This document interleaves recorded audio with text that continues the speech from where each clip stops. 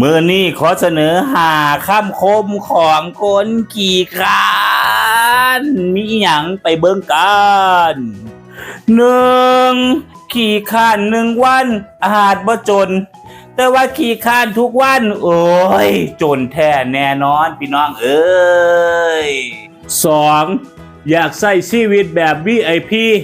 แต่ว่าความพยายามป่านคนทดลองงานพี่น้องเอ้ยอยากใช้ชีวิตแบบ VIP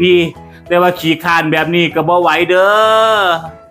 3คนขี้คร้านมีแต่ขออ้างนั่นอ้างนี่ขาดวันประกันพรุ่งบ่ลงมือทำจักเที่ยมันสิรวยได้จังได้4